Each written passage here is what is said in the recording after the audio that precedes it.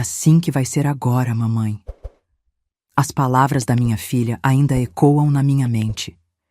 Meu nome está em todas as suas contas. Seu dinheiro da aposentadoria vai direto para mim. Você só precisa de comida e um lugar para morrer. Enquanto ela falava, continuava olhando para o celular, como se eu fosse apenas um móvel velho. Foi naquele momento que eu soube. A mulher que criei por 48 anos havia se tornado minha pior inimiga. O que ela não sabia é que eu também tinha aprendido a ser cruel. Mas antes de continuar, confira se você já está inscrito no canal e escreva nos comentários de onde você está assistindo este vídeo.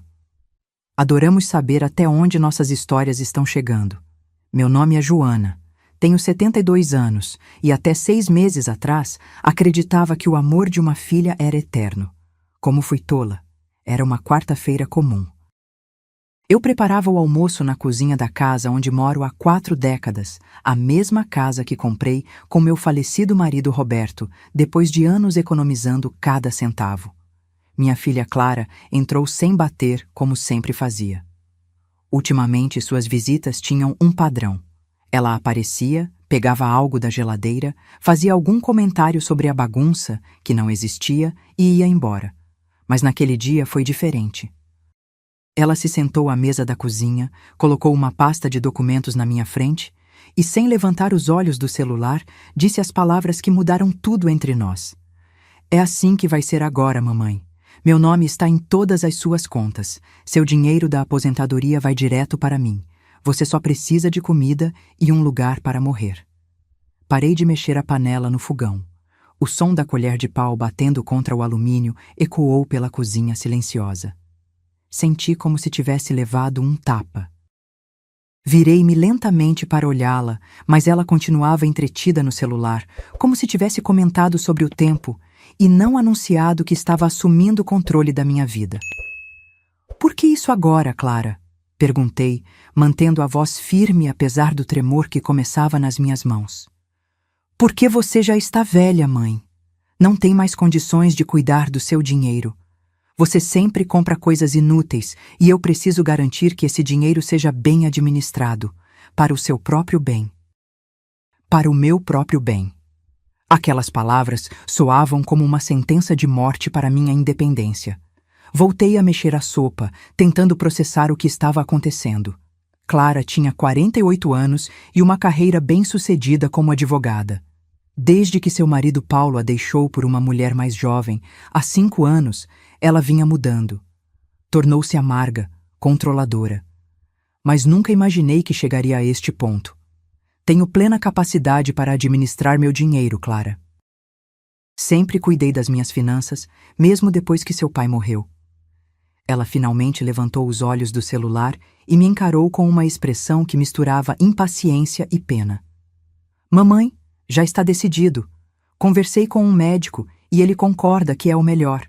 Você tem episódios de confusão mental, esquece coisas. Eu esqueço onde coloquei os óculos, Clara. Não como administrar minha vida. Minha voz saiu mais alta do que eu pretendia. Clara se levantou, aproximando-se de mim com aquele sorriso falso que usava no tribunal quando tentava convencer alguém. É para seu próprio bem, mamãe. Não quero que você seja enganada por golpistas ou acabe gastando tudo em bobagens. Assim eu cuido de tudo e você não precisa se preocupar com nada. Enquanto ela falava, senti algo diferente crescendo dentro de mim. Não era tristeza ou desespero. Era raiva. Uma raiva fria e calculista que nunca havia sentido antes. Mas mantive meu rosto neutro, quase submisso, enquanto assentia levemente. Se você acha melhor assim, filha. Ela pareceu satisfeita com minha rendição, sorriu e beijou minha testa. O beijo dela me deu náuseas. Viu como é mais fácil quando você não complica as coisas? Amanhã vamos ao banco para assinar os papéis. Esteja pronta às 9. E saiu, levando consigo a pasta de documentos. Quando ouvi a porta da frente bater, desabei na cadeira da cozinha. As lágrimas que segurei começaram a escorrer pelo meu rosto. Não conseguia entender como minha própria filha, aquela menina que carreguei no colo, que embalei durante noites insones, que eduquei com todo o amor do mundo, poderia me tratar assim, como uma criança incapaz ou um fardo inconveniente. Fiquei sentada ali por horas, vendo a sopa esfriar na panela, enquanto pensava em tudo que havia dado a Clara ao longo dos anos. Após a morte de Roberto, há 15 anos, usei o dinheiro do seguro para pagar a faculdade de direito dela. Cuidei dos seus filhos, meus netos, para que ela pudesse construir sua carreira. E agora, no momento em que eu deveria desfrutar de uma aposentadoria tranquila, ela queria me transformar em uma prisioneira na minha própria casa. Naquela noite, não consegui dormir. Fiquei olhando para o teto do quarto, recordando momentos da minha vida com Clara. Quando ela era pequena e segurava minha mão com confiança. Quando ela era adolescente e mesmo rebelde, ainda tinha um coração bom. Onde foi que perdi aquela menina? Em que momento ela se transformou nesta mulher fria que me via apenas como um problema a ser administrado? Levantei-me antes do amanhecer, com os olhos ardendo pela falta de sono. No escuro, abri o antigo baú que guardava no fundo do armário. Lá dentro estavam minhas memórias mais preciosas, cartas de Roberto, fotografias antigas, o vestido que usei no batizado de Clara, e no fundo, uma pequena caixa de madeira que Roberto me deu no nosso aniversário de 20 anos de casamento. Dentro dela, guardados como um tesouro, estavam alguns objetos de ouro e uma caderneta bancária de uma conta que Clara não conhecia. Roberto sempre foi um homem previdente.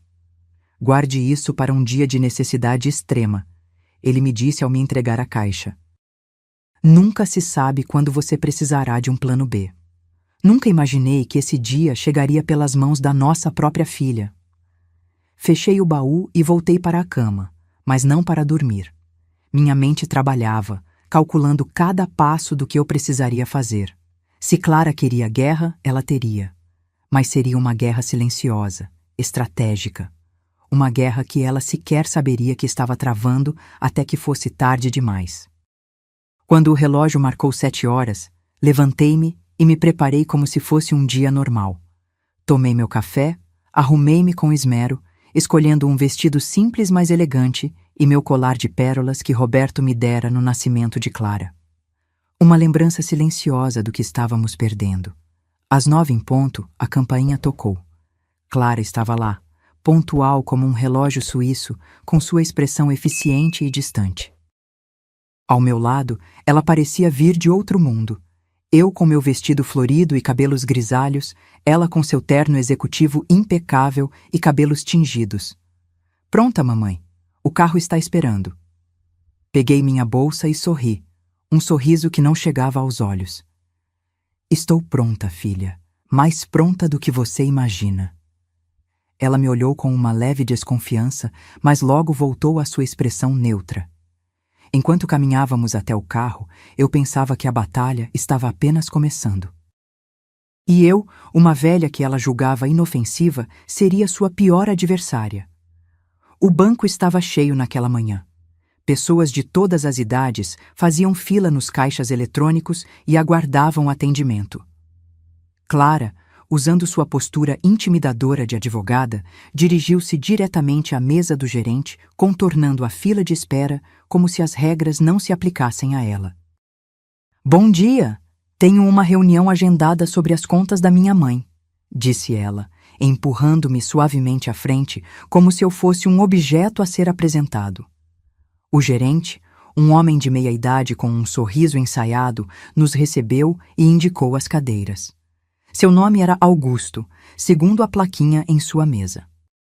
Ele começou a explicar sobre a procuração que eu deveria assinar, sobre como Clara passaria a administrar todas as minhas finanças, sobre como isso era comum e recomendável para pessoas da minha idade. Enquanto eles falavam sobre mim como se eu não estivesse presente, observei o movimento do banco. Numa mesa distante, reconheci Margarida, uma velha amiga que trabalhava ali há décadas. Nossos olhares se cruzaram e ela me deu um pequeno aceno. Eu sorri de volta, um sorriso cúmplice que Clara não notou. Dona Joana, a senhora está entendendo tudo? perguntou o gerente, finalmente dirigindo-se a mim. Perfeitamente, Sr. Augusto. Só estou um pouco cansada. Será que eu poderia usar o banheiro antes de assinarmos os papéis? Clara revirou os olhos, impaciente. Mamãe, podemos fazer isso rápido? Tenho uma audiência em 2 horas. É só um momento, querida.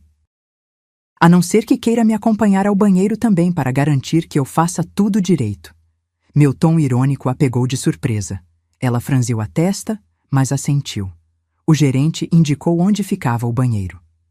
Clara, por que você não espera aqui e termina de verificar os documentos? Sugeriu ele. Sua mãe pode assinar quando voltar. Aproveitando a deixa, levantei-me e caminhei lentamente pelo banco. Ao passar pela mesa de Margarida, deixei cair um pequeno bilhete que havia preparado em casa. Ela o pegou discretamente e assentiu. No bilhete, um pedido simples. Precisamos conversar. Questão de vida ou morte. Me ligue. No banheiro, respirei fundo várias vezes. Meu coração batia acelerado, mas minha determinação era inabalável. Olhei-me no espelho e vi uma mulher que não reconhecia de imediato. Não era mais apenas a doce Joana, a mãe dedicada e a avó amorosa. Nos meus olhos havia uma dureza nova, a determinação de quem foi empurrada até o limite. Você consegue fazer isso, sussurrei para meu reflexo. Roberto estaria ao seu lado. Quando voltei à mesa do gerente, Clara já tinha verificado todos os documentos. Augusto me entregou uma caneta e apontou onde eu deveria assinar. Estes documentos transferem a procuração total para sua filha, Dona Joana. Ela poderá administrar suas contas, seus bens, fazer transferências, tudo em seu nome. Eu entendo, respondi calmamente, pegando a caneta. Clara me observava com um sorriso satisfeito, como uma caçadora que finalmente encurralou sua presa. Eu assinei cada documento lentamente, com minha letra tremida de idosa, enquanto por dentro planejava cada passo do que faria a seguir. Quando terminamos, Clara apanhou os documentos como se fossem troféus. Viu como foi fácil, mamãe? Agora não precisa se preocupar com nada disso. Eu cuido de tudo para você. Sorri para ela, um sorriso que, espero, escondia o que eu realmente sentia. Sim, querida, você sempre sabe o que é melhor. No caminho de volta para casa, Clara falava sem parar sobre como organizaria minhas finanças, como eu não precisaria mais me preocupar com contas ou despesas, como ela cuidaria de tudo. Cada palavra sua soava como mais um tijolo no muro da prisão que ela construía ao meu redor. Quando chegamos, ela entrou rapidamente, verificou se eu tinha comida na geladeira e anunciou que precisava ir para o tribunal. Volto no fim de semana para organizar seus papéis e medicamentos. Não abra a porta para ninguém e não atenda ligações de números desconhecidos. Podem ser golpistas. Depois que ela saiu, sentei-me na poltrona da sala, aquela onde Roberto costumava ler o jornal nas manhãs de domingo, e deixei as lágrimas virem. Chorei por quase 1 hora, mas não eram lágrimas de derrota. Eram lágrimas de limpeza, lavando a ingenuidade e a confiança cega que eu tinha depositado em Clara.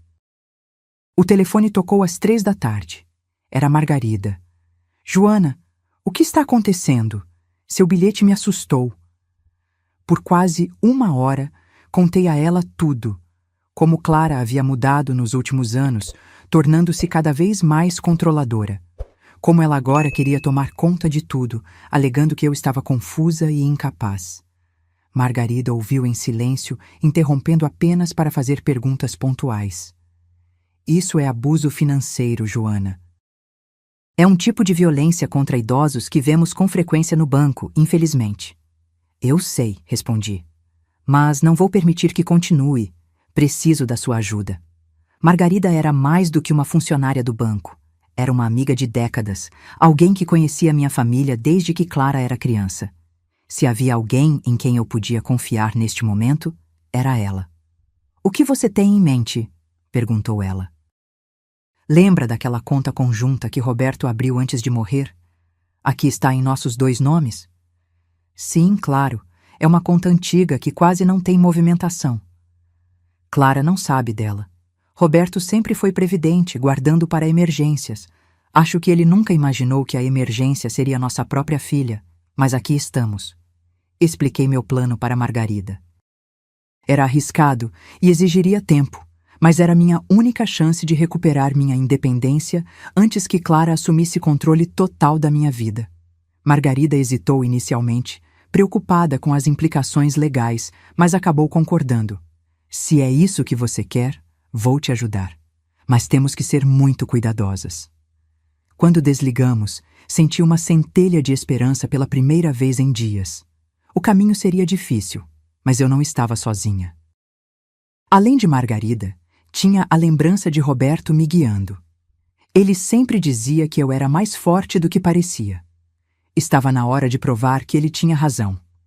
Nas semanas seguintes, Clara começou a implementar seu plano de controle. Primeiro, foram as pequenas coisas. Ela trocou meu celular por um modelo mais simples, alegando que o anterior era complicado demais para mim. O novo telefone tinha apenas funções básicas, sem acesso à internet ou aplicativos bancários. Depois começou a controlar minhas saídas. Sempre que eu queria visitar uma amiga ou ir ao shopping, precisava avisá-la. É para sua segurança, mamãe, dizia ela. E se você cair na rua e ninguém souber onde está? O pior veio quando ela contratou uma acompanhante para ficar comigo durante o dia. Janaína era uma mulher de uns 40 anos, com um sorriso gentil, mas olhos vigilantes. Clara a instruiu a ajudar com minhas tarefas diárias, mas eu sabia que sua verdadeira função era me vigiar e reportar tudo a Clara. Sua filha se preocupa muito com você, dona Joana, dizia Janaína enquanto me ajudava a preparar o almoço, algo que eu fazia sozinha há 50 anos. Sim, ela é muito atenciosa, respondia eu, engolindo a ironia junto com o orgulho ferido. À noite, quando Janaína ia embora, eu finalmente tinha um momento de privacidade. Era quando eu ligava para Margarida de um telefone pré-pago que havia comprado secretamente antes que Clara assumisse controle total da minha vida. Juntas, continuávamos a executar nosso plano, lenta, mas seguramente. Um mês após a visita ao banco, Clara apareceu com uma expressão estranha. Mamãe, preciso conversar com você. Sentamo-nos na sala. Ela parecia genuinamente preocupada, o que me deixou alerta. Andei revisando suas contas e há algo estranho. Grandes somas foram retiradas nos últimos anos. Para onde foi esse dinheiro? Mantive minha expressão neutra, como uma idosa confusa. Que dinheiro, querida? Eu só uso o que preciso para as despesas da casa e remédios. Clara me mostrou extratos bancários que indicavam saques e transferências substanciais. Olhe isto, mamãe. 50 mil retirados há 2 anos, 30 mil no ano passado. Para onde foi este dinheiro? Ah, aquele dinheiro. O dinheiro que usei para ajudar Clara quando ela perdeu um caso importante e precisou cobrir os prejuízos. O dinheiro que emprestei quando meu neto precisou de tratamento dentário caro. O dinheiro que dei para a entrada do apartamento dela depois do divórcio. Dinheiro que ela convenientemente esqueceu que havia recebido. Não me lembro, querida. Talvez tenha dado para alguém que precisava. Ela bateu o extrato na mesa, irritada. É exatamente por isso que preciso controlar suas finanças. Você está sendo enganada ou está com a memória pior do que pensávamos. Vou marcar uma consulta com um neurologista. Como quiser, filha. Minha aparente docilidade a acalmou.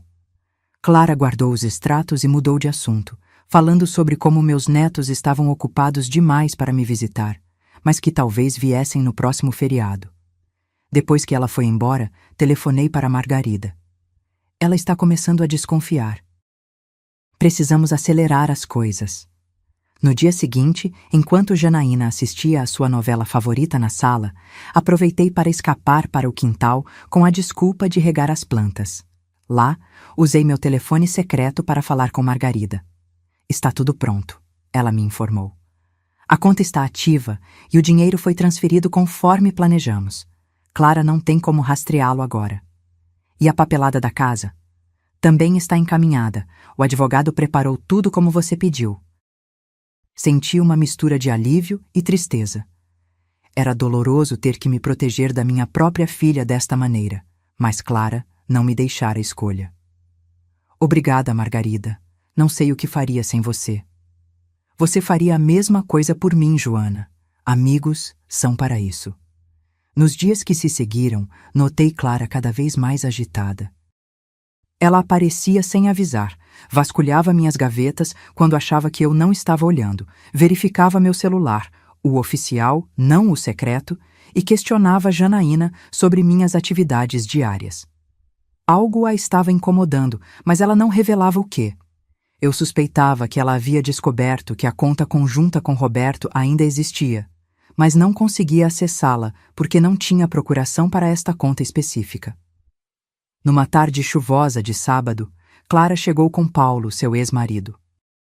Isso me surpreendeu, pois eles mal se falavam desde o divórcio. Paulo sempre foi um homem decente, embora fraco. Ele foi quem se afastou quando o casamento acabou, deixando de visitar até mesmo os próprios filhos. "Oi, dona Joana", disse ele, parecendo constrangido. "Como a senhora está?" "Estou bem, Paulo. Surpresa em vê-lo aqui." Clara interveio rapidamente. "Paulo está me ajudando com algumas questões legais, mamãe." "Você se importa se usarmos o escritório do papai por algumas horas?" Assenti, observando-os entrar na sala que mantive intacta desde a morte de Roberto. Através da porta entreaberta, ouvi fragmentos da conversa deles. Falavam sobre propriedades, contas bancárias, procurações. Em determinado momento, a voz de Paulo se elevou. "Isso não parece certo, Clara. Sua mãe não demonstrou nenhum sinal de incapacidade mental. Você não a vê todos os dias como eu. Ela está piorando, esquecendo coisas, guardando dinheiro em lugares estranhos. Mesmo assim, isso que você está propondo é legal e necessário. Você é advogado ou não? É só assinar como testemunha. Ou prefere que eu conte para todo mundo sobre aquela sua secretária e o dinheiro que sumiu do escritório?" O silêncio que se seguiu me disse tudo o que eu precisava saber. Clara estava chantageando Paulo para ajudá-la em algum esquema envolvendo meus bens. Fechei os punhos com força, sentindo uma raiva renovada. Minha própria filha, conspirando contra mim desta maneira. Naquela noite, depois que ambos foram embora, sentei-me no jardim olhando para as estrelas. Roberto e eu costumávamos fazer isso nos primeiros anos de casamento, sonhando com o futuro, planejando nossa família. Como chegamos a este ponto?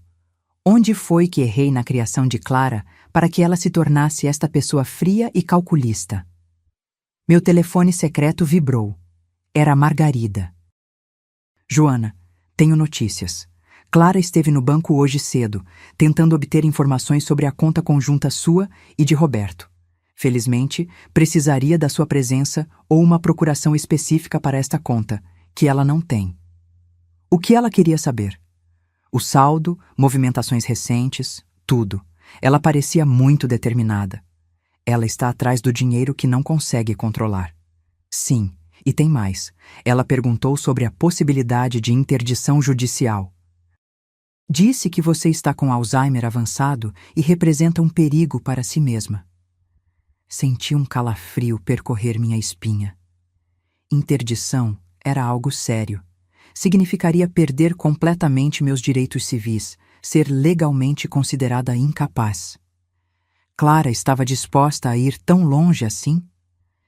"Isso é muito grave, Margarida." "Eu sei. Por isso aceleramos tudo. O advogado quer se encontrar com você amanhã. Ele tem os documentos prontos."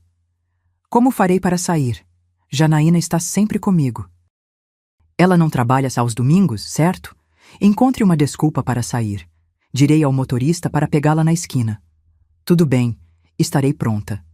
Depois de desligar, fiquei pensando em como tinha chegado a este ponto. Eu, uma senhora de 72 anos, tramando como uma criminosa dentro da própria casa para proteger o que era meu por direito. Mas, como dizia meu pai, quando a água bate na bunda, a gente aprende a nadar. E eu estava aprendendo a nadar em águas muito turbulentas. No domingo, Janaína estava de folga como previsto. Clara ligou logo cedo para verificar se eu estava bem. Vou à missa, filha, informei. Depois almoço com as amigas da igreja. Não se preocupe. Quais amigas? Posso buscá-la depois? Não precisa. Dona Amélia vai me trazer de volta. Você tem coisas mais importantes para fazer do que ser motorista de uma velha. Só estou preocupada, mamãe.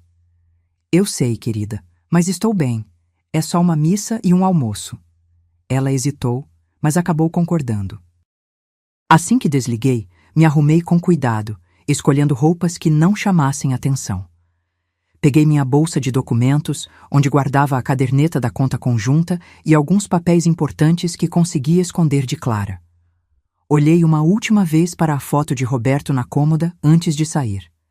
Me dê força, sussurrei. Fui realmente à missa, por precaução. Clara conhecia algumas pessoas da paróquia e poderia verificar. Depois, caminhei lentamente até a esquina combinada, onde um carro preto me esperava. Margarida estava no banco do passageiro. Tudo certo? Perguntou ela. Até agora, sim. O motorista nos levou a um restaurante discreto nos arredores da cidade. Em uma sala privativa nos fundos, o advogado nos aguardava. Dr. Menezes era um homem mais velho que eu, com quase 80 anos, mas com olhos vivos e mente afiada. Ele tinha sido amigo de Roberto e conhecia nossa família há décadas. Joana, ele me cumprimentou com carinho. Lamento que estejamos nos reencontrando nestas circunstâncias. Eu também, Menezes, mas a vida tem dessas coisas. Durante 2 horas, revisamos todos os documentos. Uma transferência da casa para uma fundação que eu mesma criaria, com usufruto vitalício para mim. A abertura de uma nova conta em um banco diferente, inacessível para Clara. Uma declaração médica recente, atestando minha perfeita capacidade mental, assinada por um renomado neurologista que era amigo de Menezes. Isso deve protegê-la de qualquer tentativa de interdição, explicou o advogado. Mas Clara é esperta e determinada. Ela vai lutar. Eu sei. Ela é minha filha, afinal. Aprendi a ser determinada com o pai dela, e ela aprendeu comigo. Assinei todos os documentos, sentindo um peso saindo dos meus ombros. Não era uma solução perfeita, mas me daria alguma proteção contra os planos de Clara. O que acontece agora? Perguntei. Agora esperamos o momento certo para revelar tudo, disse Menezes. Enquanto isso, continue agindo normalmente. Deixe Clara pensar que está no controle. Antes de nos separarmos, Margarida me entregou um novo telefone pré-pago. Jogue fora o outro, pode estar comprometido. Este tem apenas nossos números gravados. Use-o com cautela. Voltei para casa à tarde, como havia prometido a Clara. A igreja e o almoço com amigas serviram de álibi perfeito.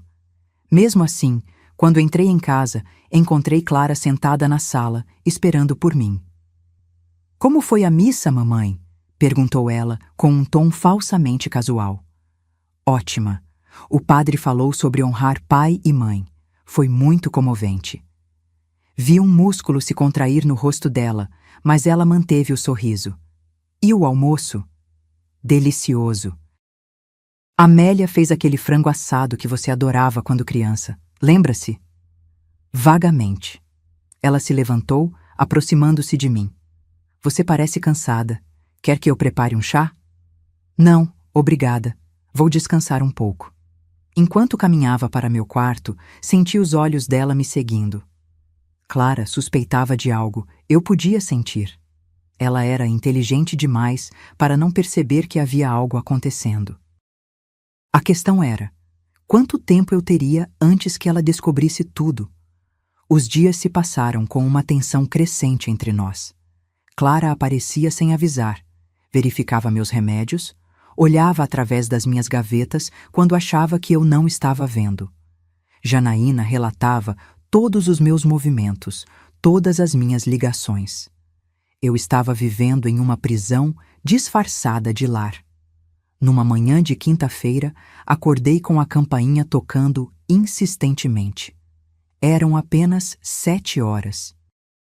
Ao abrir a porta, deparei-me com Clara e um homem que não conhecia. Mamãe, este é o Dr. Silveira. Ele veio fazer um check-up em você. Um check-up? Mas eu tenho consulta com a doutora Laura na próxima semana. Este é um exame diferente, disse Clara, empurrando o homem para dentro. É só uma avaliação de rotina. Percebi imediatamente o que estava acontecendo.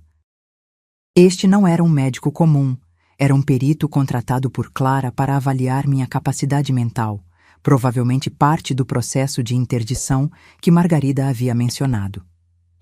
Dona Joana, disse o homem com um sorriso ensaiado, podemos nos sentar para conversar? Serão apenas algumas perguntas simples. Claro, doutor, mas primeiro gostaria de ver sua identificação, por favor. Ele pareceu surpreso com meu pedido, mas tirou uma carteira do bolso e me mostrou um documento. Era realmente um médico, pelo que pude ver, mas isso não me tranquilizou. E o senhor costuma fazer consultas domiciliares às 7 da manhã? Mamãe, interveio Clara, não seja rude, o doutor está aqui como um favor especial. Não estou sendo rude, estou sendo prudente. Você mesma me ensinou a desconfiar de situações incomuns, Clara. E um médico que nunca vi antes, aparecendo na minha casa ao amanhecer, sem consulta marcada, parece bem incomum. O doutor olhou para Clara, visivelmente desconfortável. Ela manteve a compostura, mas vi um leve tremor em seu maxilar, sinal de que estava contendo a raiva. Dr. Silveira é neurologista, mamãe. Ele está muito ocupado e conseguiu encaixar essa visita antes do horário da clínica. É uma cortesia. Entendo, respondi sentando-me na poltrona da sala. Nesse caso, vamos começar. Durante a hora seguinte, o médico me fez uma bateria de perguntas. Qual era a data do meu aniversário? Quem era o presidente atual? Poderia desenhar um relógio marcando 3h15?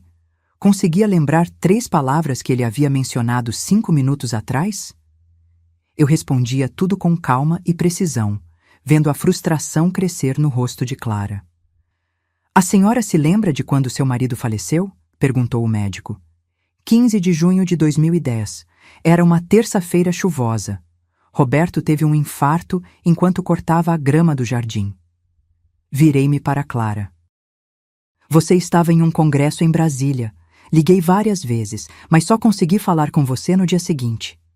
Ela desviou o olhar, incomodada com a lembrança, ou talvez com o fato de que minha memória estava perfeitamente intacta. Acho que temos o suficiente por enquanto, disse o médico fechando sua pasta. Farei um relatório com minhas impressões. E quais são suas impressões, doutor? Perguntei diretamente. Ele hesitou, olhando para Clara, que interveio rapidamente. O doutor precisa analisar as anotações, mamãe. Não podemos apressá-lo. Claro, concordei, mantendo minha expressão serena. Mas como paciente, tenho direito a uma cópia desse relatório, não é mesmo, doutor? Certamente, ele respondeu, parecendo aliviado por eu não insistir. Enviarei para vocês 2. Depois que o médico saiu, Clara não perdeu tempo. Por que você está sendo tão difícil, mamãe? Estou apenas cuidando de você. Se é isso que você chama de cuidar, não preciso de seus cuidados, Clara. Tenho plenas faculdades mentais e físicas. Posso administrar minha própria vida. É o que você pensa. Ela explodiu, perdendo a compostura. Você não percebe como está ficando confusa.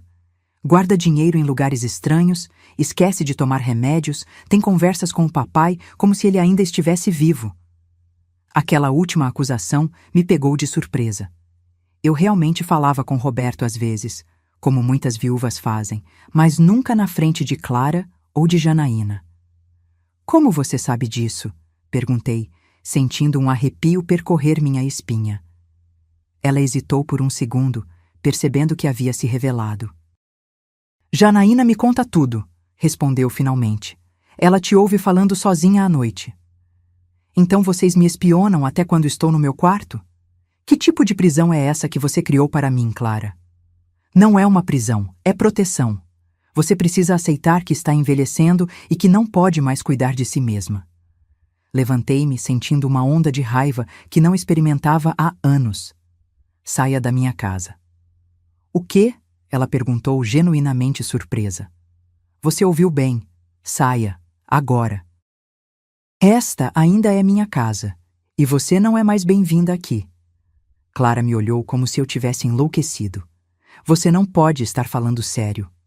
Nunca falei tão sério em toda a minha vida. Saia, ou eu chamarei a polícia. A polícia? Ela riu, incrédula. E diria o quê? Que sua filha está cuidando de você? Diria que você invadiu minha casa e se recusa a sair quando solicitada. Isso é invasão de domicílio, como você bem sabe, sendo advogada. Seu sorriso desapareceu. Clara sabia que eu estava certa quanto à lei. Ela pegou sua bolsa lentamente, olhando-me com uma mistura de raiva e descrença. Isso não acabou, mamãe. Você claramente não está bem.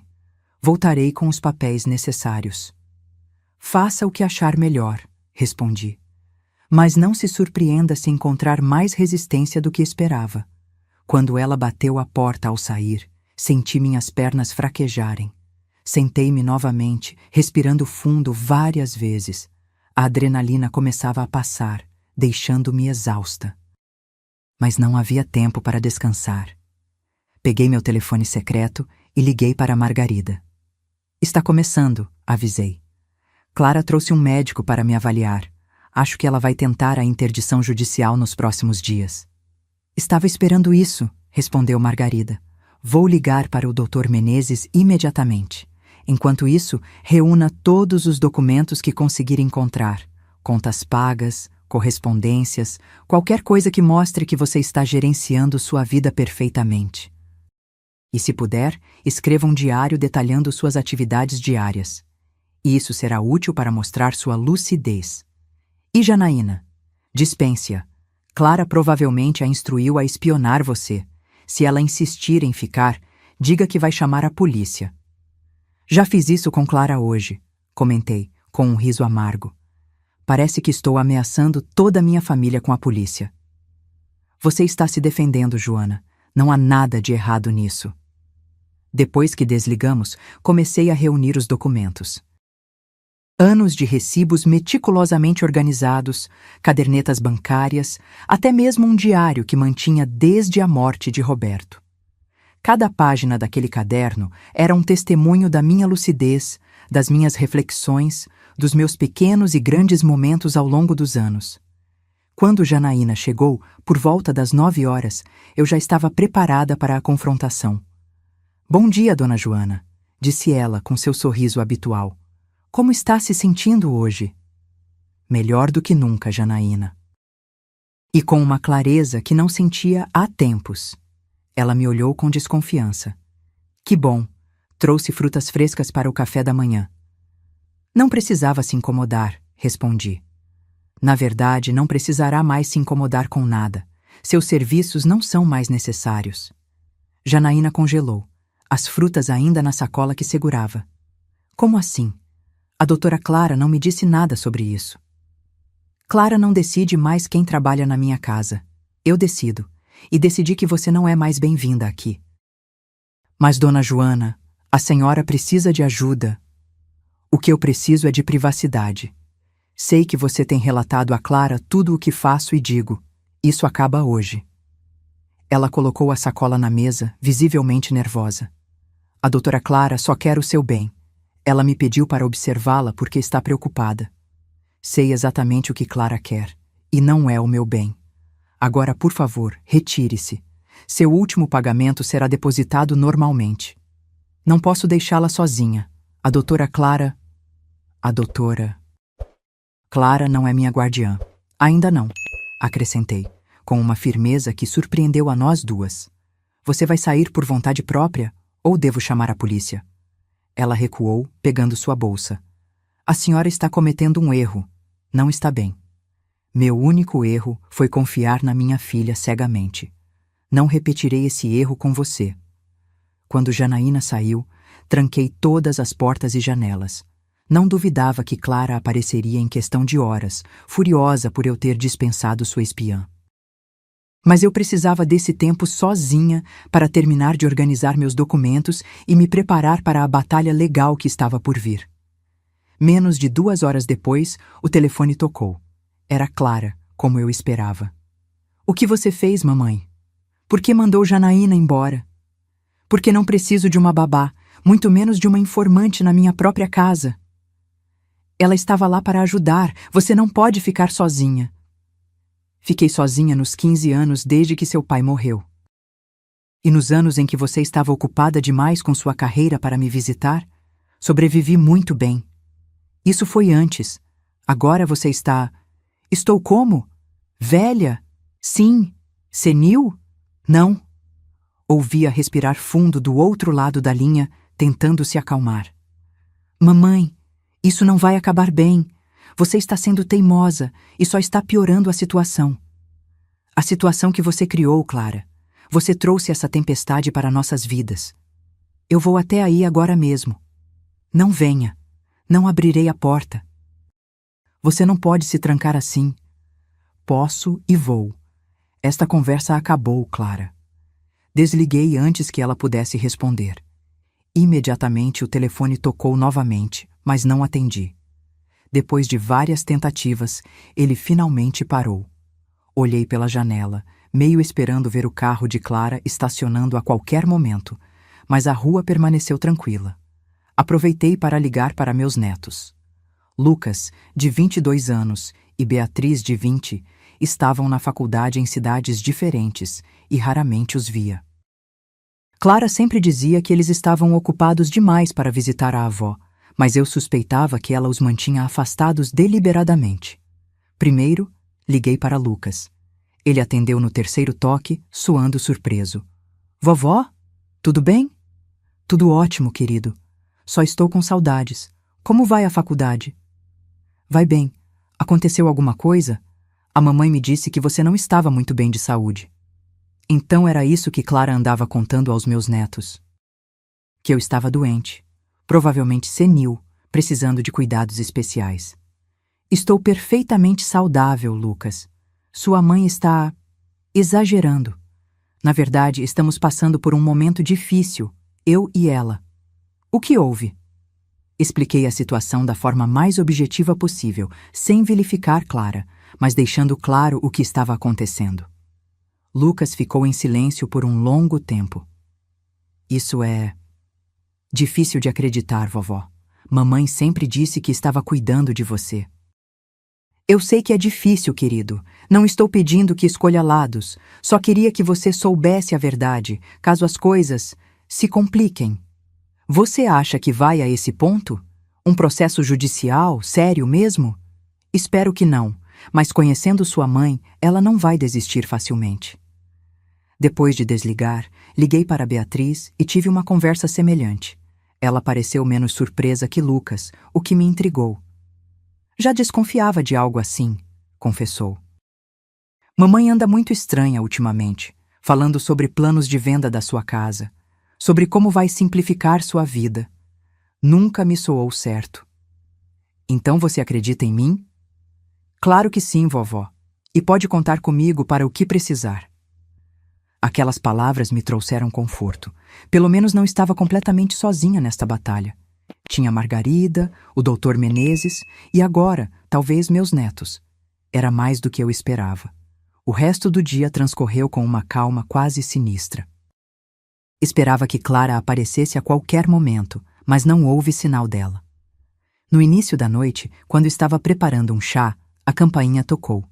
Aproximei-me cautelosamente da porta. Quem é?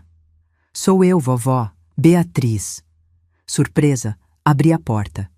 Era realmente minha neta, carregando uma pequena mala. Bea, o que você está fazendo aqui? Pensei que estivesse na faculdade. Ela me abraçou apertado, algo que não acontecia há anos. Vim ficar com você alguns dias. Não consigo me concentrar sabendo que está passando por isso sozinha. Mas suas aulas? Tenho apenas aulas online esta semana. Posso estudar daqui. Enquanto conversávamos na cozinha, Beatriz me contou que Lucas também estava a caminho, chegaria no dia seguinte. Eles haviam conversado depois das minhas ligações e decidiram vir me apoiar pessoalmente. Mamãe não sabe que estamos aqui, confessou Beatriz. Ela vai ficar furiosa.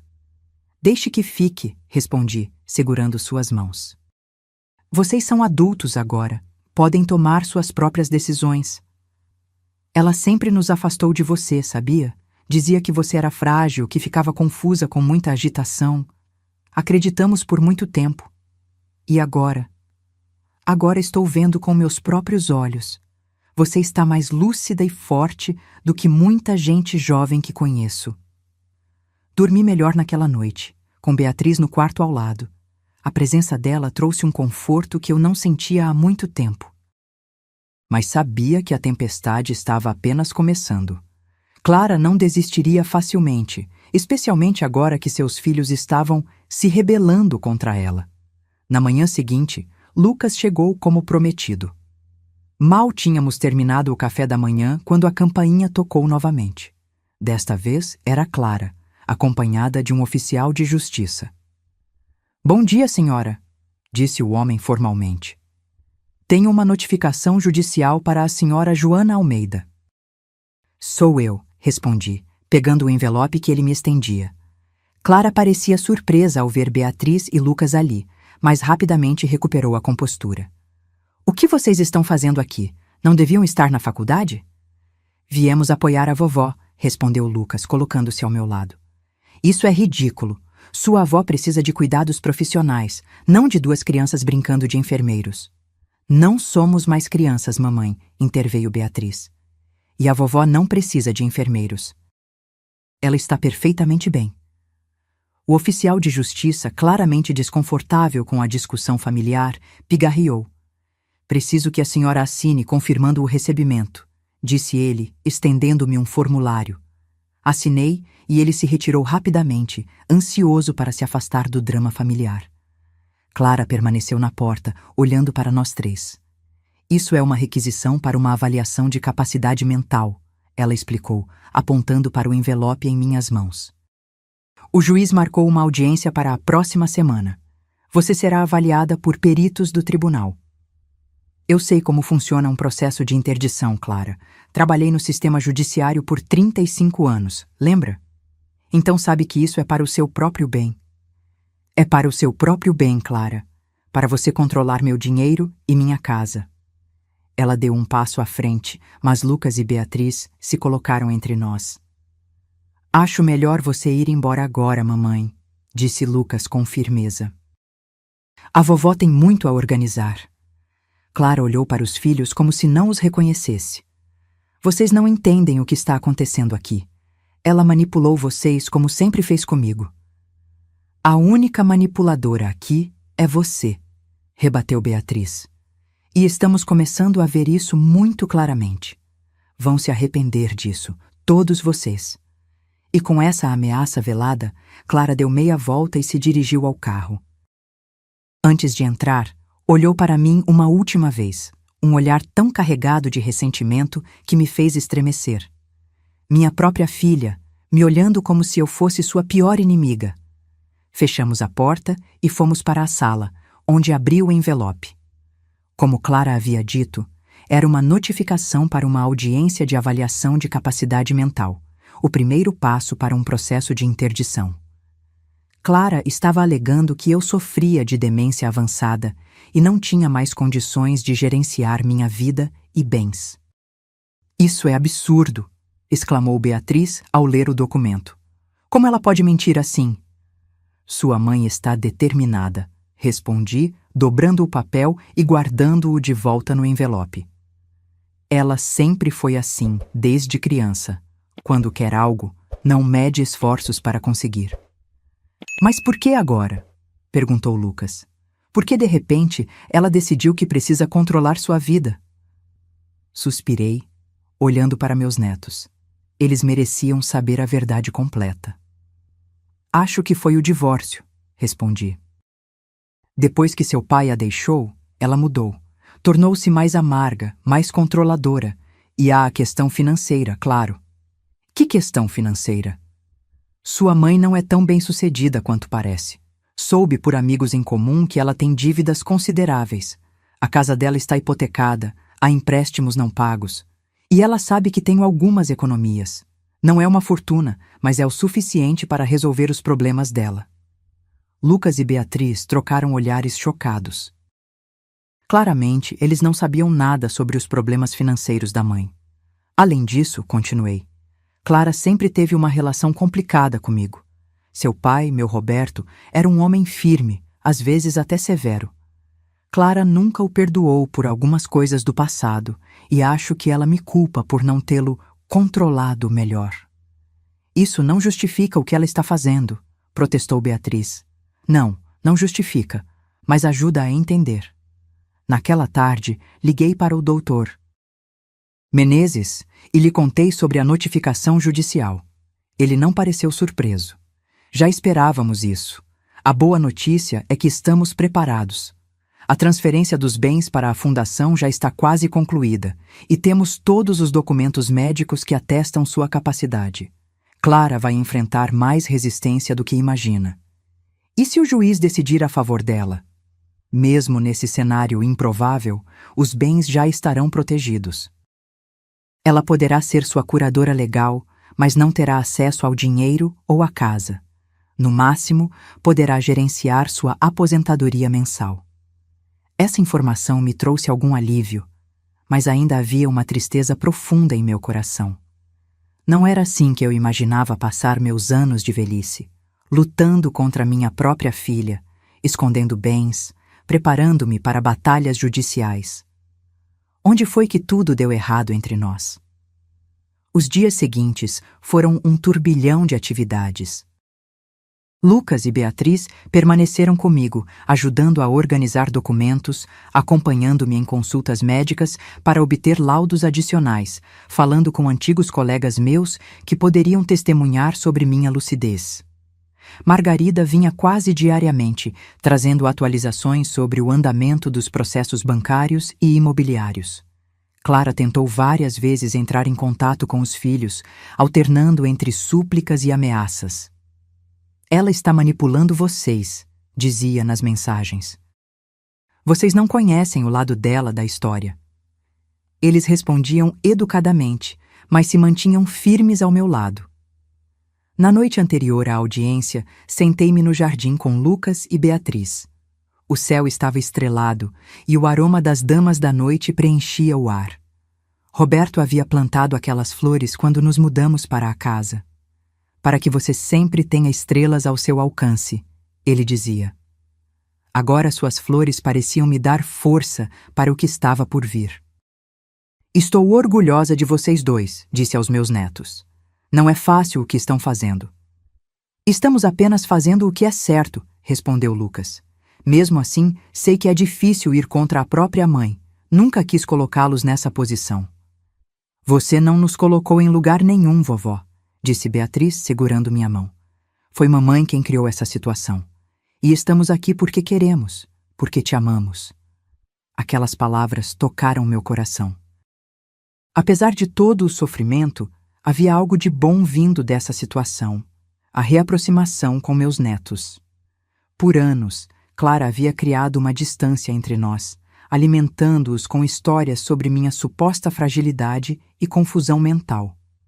Agora, estávamos finalmente construindo uma relação verdadeira, baseada no conhecimento direto um do outro, não filtrado pelas palavras de Clara. Amanhã será um dia difícil, avisei. Sua mãe vai dizer coisas duras sobre mim. Ela vai tentar fazer com que eu pareça senil, incapaz, talvez até perigosa para mim mesma. Estamos preparados, garantiu Lucas. E o Dr. Menezes também está. Acordei antes do nascer do sol no dia da audiência. Vesti-me com cuidado, escolhendo um conjunto azul marinho discreto, mas elegante, arrumei o cabelo e coloquei o colar de pérolas que Roberto me dera. Queria parecer exatamente o que era. Uma senhora idosa, sim, mas perfeitamente capaz e lúcida. Quando saímos de casa, notei um carro estacionado do outro lado da rua. Era Paulo, o ex-marido de Clara e pai de Lucas e Beatriz. Ele saiu do veículo e veio ao nosso encontro. Vim dar meu apoio, disse ele, parecendo constrangido. Clara está fora de controle. Papai! Exclamou Beatriz, abraçando-o. Você vai testemunhar? Se for necessário, sim. Não posso ficar parado vendo sua mãe fazer isso. Não é justo com Dona Joana, nem com vocês. A presença de Paulo foi uma surpresa bem-vinda. Ele havia se afastado da família após o divórcio, mantendo apenas contato mínimo com os filhos. Vê-lo ali, disposto a se posicionar contra Clara, era significativo. Chegamos ao fórum cedo. Dr. Menezes já nos esperava, acompanhado de uma assistente. Ele nos conduziu a uma sala privativa onde poderíamos aguardar. Estou confiante, disse ele, revisando alguns papéis. Temos laudos médicos recentes, testemunhas de sua capacidade e a estratégia jurídica está sólida. Clara vai ter que provar que você é incapaz e ela não tem evidências disso. Por volta das 10 horas, fomos chamados à sala de audiência. Clara já estava lá, sentada ao lado de seu advogado, um homem de meia-idade com expressão severa. Quando entramos, ela olhou para Paulo com evidente surpresa e raiva. Não esperava que seu ex-marido se posicionasse contra ela. O juiz, um homem idoso de cabelos brancos e expressão séria, entrou em seguida. A audiência começou formalmente, com cada advogado apresentando seus argumentos iniciais. O advogado de Clara falou primeiro, pintando um quadro de uma senhora idosa em declínio cognitivo que guardava dinheiro em lugares estranhos, esquecia de pagar contas, falava sozinha e representava um perigo para si mesma. Dona Joana precisa de proteção, concluiu ele. Sua filha, motivada apenas pelo amor e preocupação, busca a curatela para garantir que ela tenha os cuidados necessários nesta fase da vida. Quando foi a vez do Dr. Menezes, ele levantou-se calmamente e começou a desmontar, ponto por ponto, os argumentos do outro advogado. Meritíssimo, o que temos aqui não é um caso de proteção, mas de controle. Dona Joana mantém todas as suas faculdades mentais intactas, como atestam os laudos médicos que apresentamos. Ela gerencia sua vida financeira e pessoal com total autonomia há 15 anos, desde o falecimento do marido. Os comportamentos estranhos alegados pela filha são, na verdade, normais para qualquer pessoa, independentemente da idade. Ele apresentou os laudos médicos, documentos bancários mostrando minha gestão financeira impecável e testemunhos de vizinhos e amigos sobre minha lucidez e independência. Além disso, continuou ele, temos razões para acreditar que o real motivo por trás deste pedido de interdição é financeiro. A requerente enfrenta problemas financeiros significativos e busca assumir controle dos bens da mãe. O advogado de Clara levantou-se imediatamente, protestando contra esta acusação infundada. O juiz, no entanto, permitiu que o Dr. Menezes continuasse. Em seguida, fui chamada para ser questionada. Respondi a todas as perguntas com calma e precisão, demonstrando minha lucidez e raciocínio. O advogado de Clara tentou me confundir com perguntas capciosas, mudando rapidamente de assunto, perguntando sobre datas e eventos antigos, tentando me fazer parecer confusa. Mas eu estava preparada. Depois, foi a vez de Clara. Ela falou com aparente preocupação sobre meu declínio, citando episódios que, fora de contexto, poderiam parecer preocupantes. Falou sobre me encontrar conversando sozinha no jardim, sobre eu ter esquecido uma panela no fogo certa vez, sobre eu supostamente acusar vizinhos de roubo quando não encontrava objetos. O Dr. Menezes a questionou diretamente. Doutora Clara, a senhora mencionou que sua mãe guarda dinheiro em lugares estranhos. Poderia elaborar? Ela esconde dinheiro pela casa, em livros, em potes de plantas, em caixas de sapato. É um comportamento paranoico.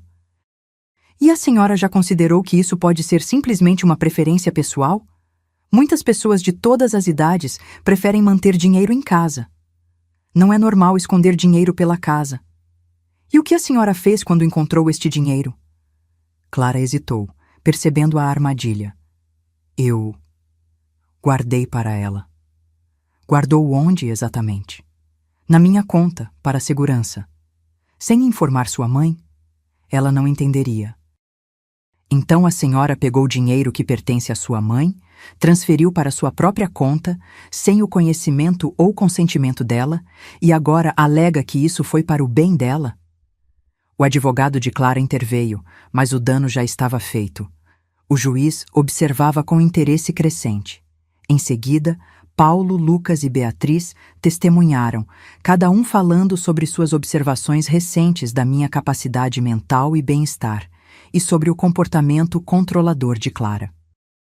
Margarida foi a última testemunha, trazendo seu conhecimento profissional como bancária para explicar como eu sempre administrei minhas finanças com competência, e como as movimentações recentes nas minhas contas pareciam suspeitas não pelo meu comportamento, mas pela intervenção de Clara.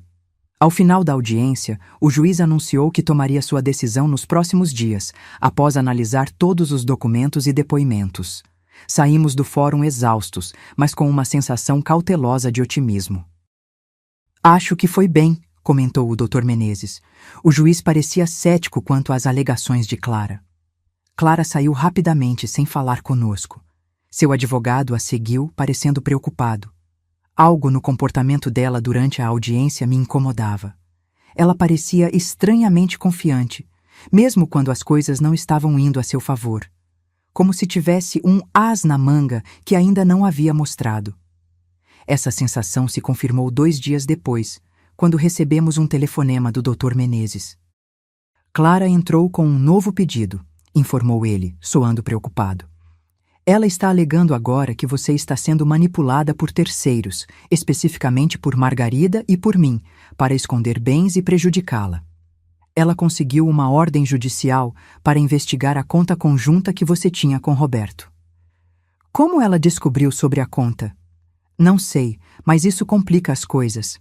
O juiz adiou sua decisão até que essa investigação seja concluída. Clara está alegando que você está escondendo bens para prejudicá-la deliberadamente. Senti um nó no estômago. Claro que nossa estratégia defensiva poderia ser interpretada dessa forma. Estávamos, de fato, movendo bens para fora do alcance de Clara. Embora fosse para minha proteção, em um tribunal isso poderia parecer suspeito. O que fazemos agora? Perguntei. Continuamos com nosso plano. A fundação já está criada, a casa já está legalmente protegida. Quanto à conta conjunta, temos documentos que provam que ela existe desde o falecimento de Roberto. Não é algo que criamos recentemente para esconder dinheiro. Nos dias seguintes, um clima tenso pairou sobre nós. Lucas e Beatriz continuavam comigo, agora preocupados não apenas com as ações da mãe, mas também com a possibilidade de um desfecho legal desfavorável. Paulo vinha nos visitar frequentemente, trazendo informações que conseguia obter através de antigos contatos no meio jurídico. Foi durante uma dessas visitas que ele nos deu uma notícia perturbadora. Clara contratou um investigador particular, revelou ele. Ele tem seguido Margarida, o Dr. Menezes e até vocês. Foi assim que ela descobriu sobre as movimentações bancárias e a fundação. Isso é legal? Perguntou Beatriz, indignada. Infelizmente sim, respondeu Paulo. Desde que o investigador não invada propriedade privada ou intercepte comunicações, ele pode observar e fotografar pessoas em locais públicos. Esta revelação explicava a confiança de Clara durante a audiência. Ela sabia muito mais do que demonstrava, estava apenas esperando o momento certo para usar suas informações. Naquela noite, enquanto todos dormiam, sentei-me na varanda olhando para o jardim que Roberto e eu cultivamos por décadas. As rosas que ele plantou continuavam florescendo a cada primavera, teimosas e resilientes como eu estava tentando ser. Peguei meu diário e comecei a escrever, como fazia quase todas as noites. Nunca imaginei que chegaria a este ponto, escrevi. Minha própria filha me tratando como uma inimiga, como uma ameaça a ser controlada. Onde erramos, Roberto? Foi quando a deixamos ir para aquela escola particular, onde ela conheceu crianças de famílias ricas e começou a se envergonhar de nossa simplicidade? Foi quando você era severo demais com ela? Ou quando eu era permissiva demais? Como uma criança que embalarei em meus braços se transformou nesta mulher fria e calculista.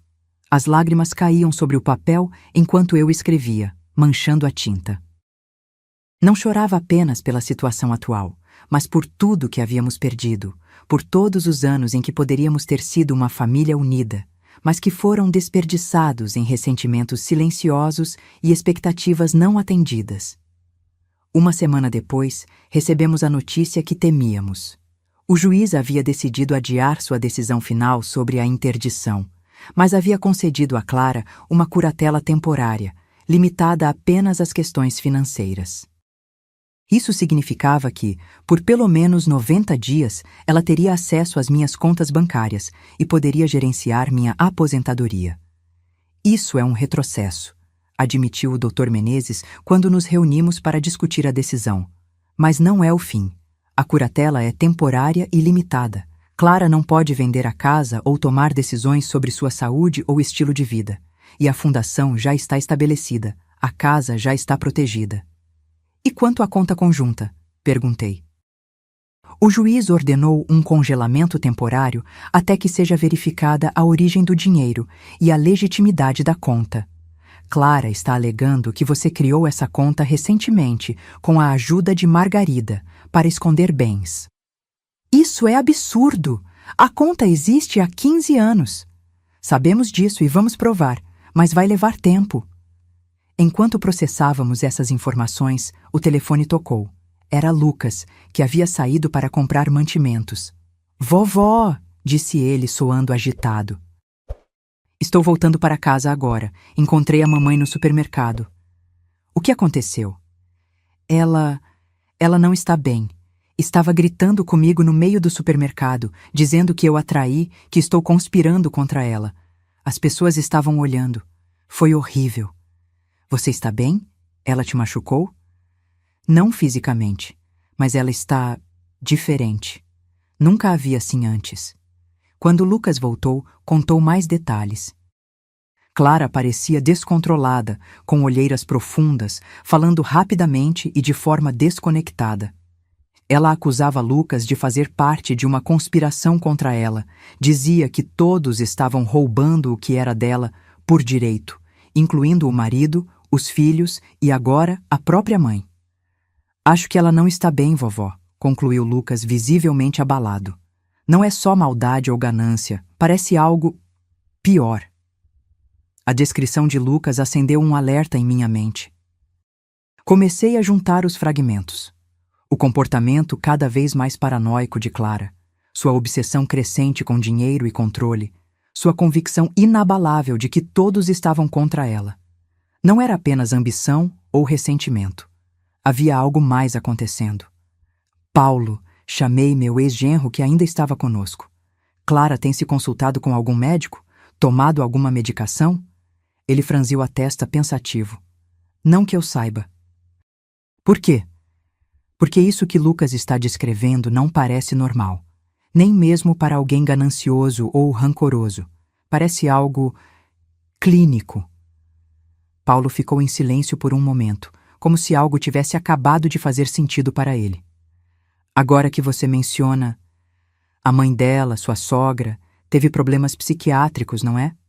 Sim, Carmen sofria de transtorno bipolar, passou por várias crises ao longo da vida. E começou por volta dos 50 anos, não foi? Senti um arrepio. Clara tinha 48 anos, aproximadamente a mesma idade em que Carmen começou a apresentar sintomas mais severos de seu transtorno. Você acha que Clara pode estar passando por algo parecido? Perguntou Beatriz, que acompanhava a conversa com crescente preocupação. Não sou médica, respondi cautelosamente. Mas há um padrão aqui que não podemos ignorar. Decidimos compartilhar essas preocupações com o Dr. Menezes. Ele ouviu atentamente e concordou que essa era uma possibilidade que precisava ser considerada. Se Clara estiver realmente enfrentando problemas de saúde mental não diagnosticados, isso muda nossa abordagem, disse ele.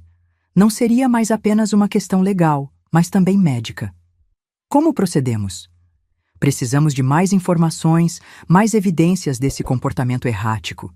E talvez possamos solicitar ao juiz uma avaliação psicológica dela, assim como ela solicitou para você. Na semana seguinte, reunimos relatos de várias pessoas que haviam notado mudanças no comportamento de Clara.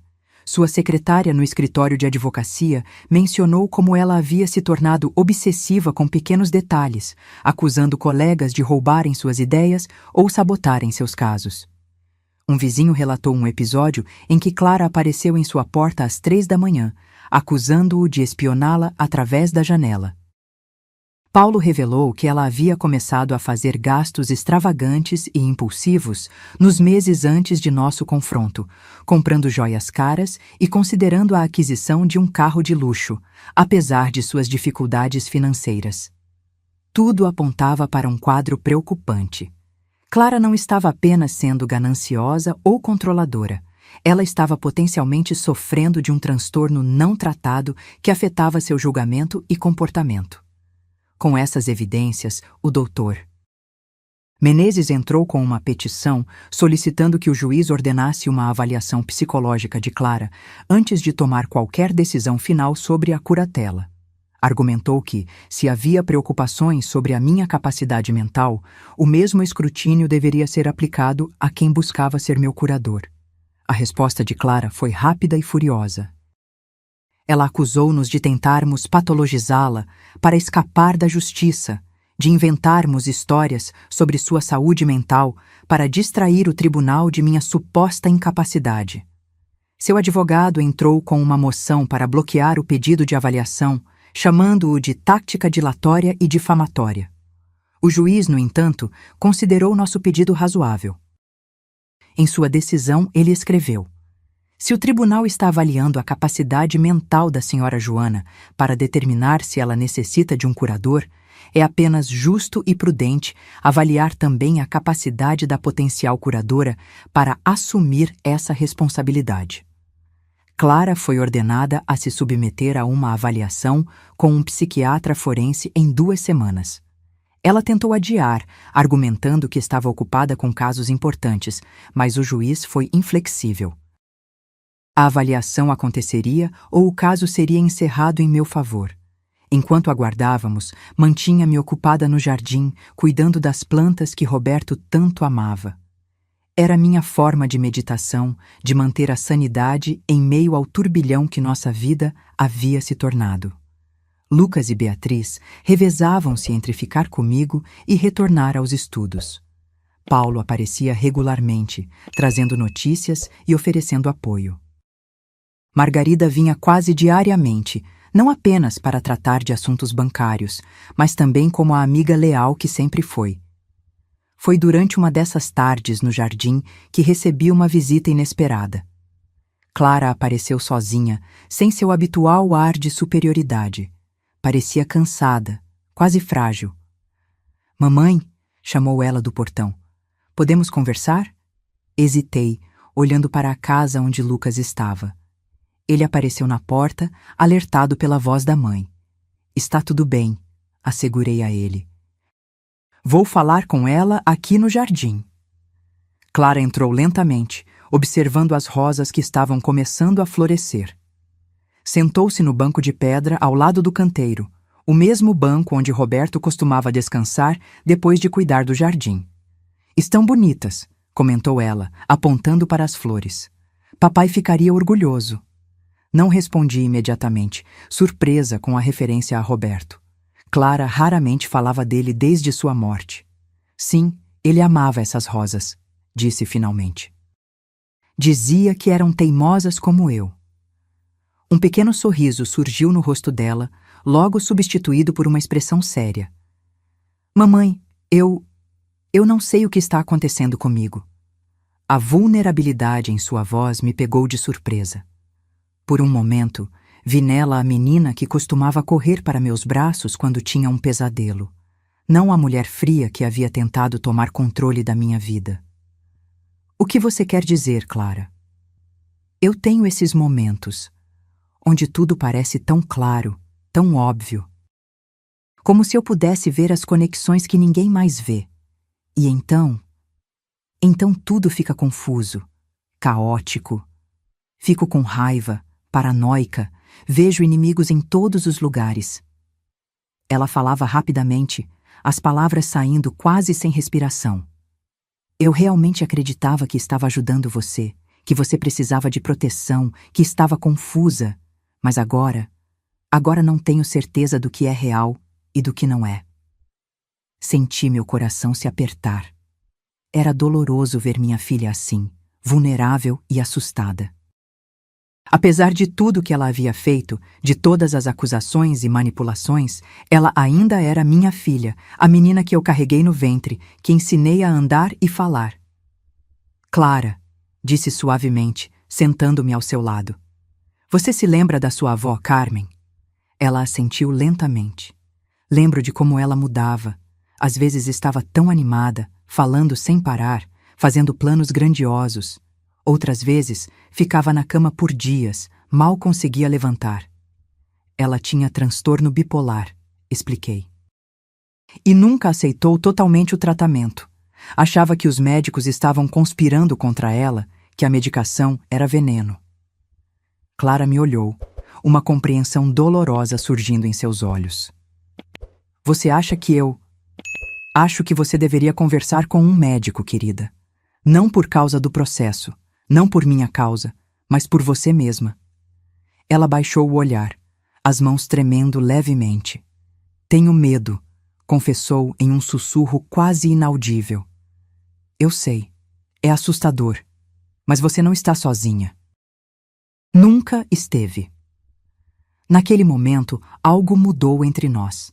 Não era perdão, ainda não, mas talvez o início de uma compreensão. Clara não era apenas uma filha gananciosa tentando se apropriar dos bens da mãe. Ela era uma mulher possivelmente lutando contra os mesmos demônios que atormentaram sua avó sem reconhecê-los pelo que eram. O que acontece agora? Perguntou ela. Você vai à avaliação ordenada pelo juiz, mas não como uma estratégia legal, não como algo que estamos forçando você a fazer. Vá como alguém que busca respostas, que quer entender o que está acontecendo consigo mesma. Ela assentiu lentamente. E o processo? A curatela? Podemos encontrar uma solução que funcione para todos. Algo que me proteja, mas também te ajude a se recuperar. Clara se levantou, parecendo um pouco mais centrada do que quando chegou. Obrigada por não me odiar. Eu nunca poderia odiar você, Clara. Estou magoada, desapontada, às vezes até com raiva, mas odiar? Nunca. Ela saiu como havia entrado, em silêncio, mas com um peso diferente em seus ombros. Não a certeza arrogante de antes, mas tampouco a derrota total. Era o peso de quem começa a enxergar a verdade, dolorosa como pode ser. Quando entrei na casa, Lucas me esperava ansioso. O que ela queria? Está tudo bem? Sim, respondi, sentindo uma estranha paz. Acho que, pela primeira vez em muito tempo, as coisas podem finalmente começar a melhorar. Na semana seguinte, Clara compareceu à avaliação psiquiátrica como ordenado pelo tribunal. Não tivemos acesso imediato aos resultados, mas Paulo, através de seus contatos, conseguiu descobrir que o relatório preliminar indicava sinais de transtorno bipolar, possivelmente em fase maníaca, com elementos de paranoia. 3 dias depois da avaliação, recebemos uma ligação inesperada. Era o advogado de Clara. Dona Joana, disse ele formalmente. Estou ligando para informar que minha cliente deseja retirar o pedido de interdição. Fiquei momentaneamente sem palavras, surpresa com esta reviravolta. Ela explicou o motivo? Doutora Clara está atualmente sob cuidados médicos e, após reflexão, concluiu que não é o momento adequado para prosseguir com este processo. Ela também solicita que o tribunal encerre a curatela temporária que lhe foi concedida. Entendo, respondi cautelosamente. E quanto às acusações sobre a conta conjunta e a fundação? Essas questões também serão abandonadas. Doutora Clara deseja resolver quaisquer disputas familiares fora do tribunal. Depois de desligar, compartilhei a notícia com Lucas, Beatriz e o Dr. Menezes, que veio imediatamente à minha casa quando soube. Todos estávamos cautelosamente otimistas, mas também confusos com a súbita mudança. Isso é muito repentino, comentou o advogado. Clara estava determinada até alguns dias atrás. Acho que a avaliação psiquiátrica pode ter sido um despertar para ela, sugeri. Talvez esteja começando a aceitar que precisa de ajuda. Na semana seguinte, recebemos a confirmação oficial do tribunal. O caso estava encerrado, a curatela temporária revogada, e eu tinha de volta o controle total sobre minha vida e bens. Foi como se um peso enorme tivesse sido retirado dos meus ombros. Finalmente, depois de meses de tensão, poderia retomar minha vida normal. Ou pelo menos, uma nova versão dela. Porque nada seria exatamente como antes. O relacionamento com Clara estava irrevogavelmente alterado. Havíamos visto o pior um do outro, dito coisas que não poderiam ser facilmente esquecidas. Mas também havia uma nova chance, uma possibilidade de reconstrução que não existia antes. Clara começou um tratamento psiquiátrico intensivo, incluindo medicação e terapia. Segundo Paulo, que mantinha contato com ela regularmente, os primeiros resultados eram promissores. Ela estava mais estável, mais lúcida, começando a reconhecer os padrões destrutivos em seu comportamento. Era uma jornada longa, sem garantias, mas era um começo. 2 meses depois do encerramento do processo, Clara pediu para me visitar. Concordei, com a condição de que Lucas ou Beatriz estivessem presentes. Ainda não estava pronta para ficar sozinha com ela, e ela entendeu. Escolhemos um domingo à tarde para o encontro. Ela chegou pontualmente, trazendo um pequeno vaso com damas da noite, as mesmas flores que Roberto havia plantado no jardim. Um gesto simbólico que não passou despercebido. Pensei que poderíamos plantar juntas, explicou ela, entregando-me o vaso. Se você quiser. Eu gostaria disso, respondi, aceitando o presente. Lucas nos observava da varanda, dando-nos espaço, mas mantendo-se por perto. Beatriz estava na cozinha, preparando um chá. Sentamo-nos na sala, o silêncio inicialmente desconfortável pairando entre nós. Como você está? Perguntei finalmente. Melhor, respondeu Clara. A medicação está ajudando e a terapia é difícil, mas necessária. Fico feliz em ouvir isso. Mamãe, eu vim pedir desculpas. Sei que palavras não são suficientes depois de tudo que fiz, mas preciso dizer mesmo assim. Sinto muito. Muito mesmo. Sua voz tremeu e vi lágrimas se formando em seus olhos. Não eram lágrimas manipuladoras, eram genuínas, nascidas de arrependimento real. Por muito tempo, eu realmente acreditei que estava ajudando, continuou ela. Na minha cabeça você estava confusa, vulnerável. E eu estava salvando você. Não percebi como esse pensamento estava distorcido, como eu estava projetando meus próprios medos e inseguranças em você. E agora? Perguntei suavemente. Agora estou tentando separar o que é real do que minha mente criou. O médico diz que vai levar tempo, que preciso ser paciente comigo mesma, mas cada dia é um pouco mais claro que o anterior. Beatriz entrou com o chá, serviu-nos e sentou-se ao lado da mãe, um gesto silencioso de apoio que não passou despercebido. O que você espera agora, Clara? Perguntei, indo direto ao ponto. De mim? De nós? Ela respirou fundo antes de responder. Não espero perdão imediato. Sei que machuquei você profundamente, que traí sua confiança de maneiras imperdoáveis. O que espero? O que espero é uma chance de mostrar que estou mudando, que quero fazer as coisas do jeito certo. Não por causa de dinheiro ou controle, mas porque você é minha mãe e eu te amo, mesmo quando não consegui demonstrar isso. Suas palavras eram simples, diretas, sem a eloquência rebuscada da advogada que ela era, e talvez por isso mesmo soaram mais verdadeiras. Também quero me reconectar com meus filhos, continuou ela, olhando para Beatriz. Sei que os afastei de vocês, que contei mentiras, que manipulei. Estou envergonhada disso. Uma chance, repeti pensativa. Acho que todos merecemos pelo menos isso. Não prometi perdão imediato ou reconciliação total. Seria desonesto. As feridas eram profundas demais para serem curadas em um único encontro. Mas ofereci algo igualmente valioso. Uma porta aberta, uma possibilidade de reconstrução. Nos meses que se seguiram, Clara manteve sua palavra. Continuou com o tratamento, comparecendo regularmente às consultas médicas e sessões de terapia. começou a reconstruir sua relação com Lucas e Beatriz, com pequenos passos de cada vez. E comigo, estabelecemos um novo tipo de relacionamento, mais cauteloso que antes, mas também mais honesto. Um ano após o início de toda essa saga, sentei-me novamente no banco do jardim, observando as rosas de Roberto e as damas da noite que Clara e eu havíamos plantado juntas. Lucas estava na universidade terminando seu último semestre. Beatriz havia se mudado para mais perto de mim. E Clara, embora ainda lutando com seu transtorno, estava em um lugar muito melhor. Peguei meu diário, agora quase cheio após um ano de registros diários, e escrevi. Nunca imaginei que chegaria aos 73 anos lutando contra minha própria filha, pelo direito de controlar minha vida. Nunca imaginei que essa mesma luta acabaria, ironicamente, nos aproximando de uma forma que anos de convivência pacífica não conseguiram.